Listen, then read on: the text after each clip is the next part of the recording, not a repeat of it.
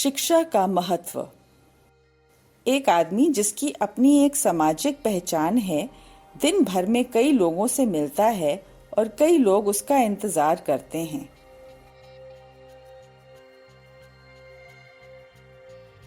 वो एक दिन बड़े से मॉल में किसी वस्तु की शिकायत करने जाता है और मॉल के सफाई कर्मचारी से पूछता है, मैनेजर का ऑफिस कहाँ है? वो कर्मचारी उसे मैनेजर के ऑफिस तक छोड़ देता है।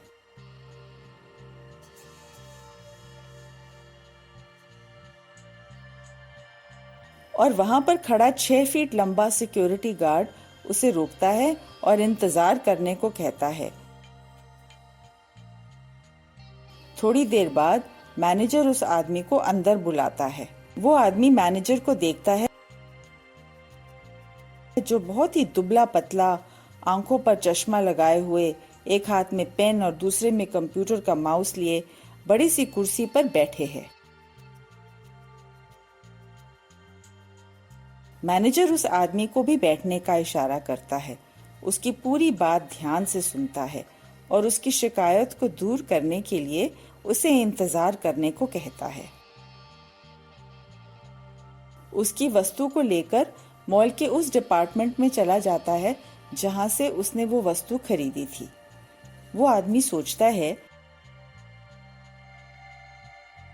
मेरे से मिलने के लिए लोग इंतजार करते हैं और मैं इस मैनेजर का इंतजार करूंगा। और बेचैन होकर बाहर आ जाता है। बाहर खड़े गार्ड को कहता है, ये चश्मिश जानता नहीं मैं कौन हूं, मैं किसी का इंतजार नहीं करता। गार्ड कहता है, साहब, सामान वापसी का यही नियम है, आपको थोड़ा इंतजार तो करना पड़ेगा। वो आदमी गार्ड से बातें करने लगता है और बातों बातों में पूछता है, तुम इतने हैंडसम हो, 6 फीट लंबे हो, ताकतवर भी हो उससे, तुम मैनेजर से डरते हो क्या? साहब, मेरा हैंडसम होना, ताकतवर होना कोई मायने नहीं रखता। मैनेजर मुझसे ज्यादा पढ़ा लिखा है और आज कलम की ताकत सबसे बड़ी ताकत है। फिर तुमने पढ़ाई क्यों नहीं की? इस बात का तो जिंदगी भर अफसोस रहेगा साहब। माँ बाप स्कूल भेजते थे, मैं ही स्कूल से भागता था।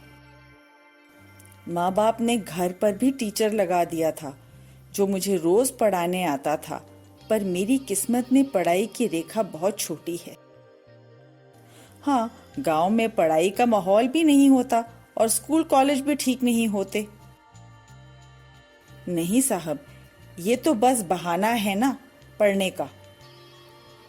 गांव में भी सरकारी स्कूल होते हैं, जो यहाँ किताबें पढ़ाई जाती हैं वहाँ भी वही किताबें पढ़ाई जाती हैं। असल में पढ़ता वही है जो मजबूर हो या उसे पढ़ने का शौक हो। ये जो आप मैनेजर देख रहे हैं, ये मेरे ही गांव का है। कभी स्कूल में मास्टर जी नहीं आते थे तो हम सिनेमा देखने चले जाते थे और ये पेड़ के नीचे बैठकर पढ़ता था और हम इस पर हंसते थे। हमारे पापा के पास बहुत जमीन थी, बहुत पैसा था, और इसके पास कुछ नहीं था। हमारी जमीन पापा की बीमारी खा गई और सारा पैसा भी खत्म हो गया। हम गांव में बेरोजगार हो गए। फिर एक दिन मैनेजर साहब को हमने अपनी तकलीफ बताई और वो हमें दिल्ली ले आए और यहाँ पर ये गार्ड की नौकरी दिलवा दी। अब चल जाता है इससे थोड़ा बहुत खर्चा पानी। साहब, मैं तो कहूँगा कि आप भी बच्चों को समझाइए, जो स्कूल से भागकर सिनेमा या मॉल जाते हैं और पढ़ाई से भागते हैं, उन्हें आज की ये गलती कल भारी पड़ेगी। गार्ड की उन बातों ने उस आदमी को सोचने पर मजबूर कर दिया कि एजुकेशन कितनी जरूरी है। लोगों पर हंसना बंद करो, उन्हें कोसना बंद करो और पढ़ाई करो, पढ़ाई करो। इतने में मैनेजर वापस आ गया और उस आदमी से माफी मांगते हुए उनकी शिकायत दूर की और हाथ मिलाया।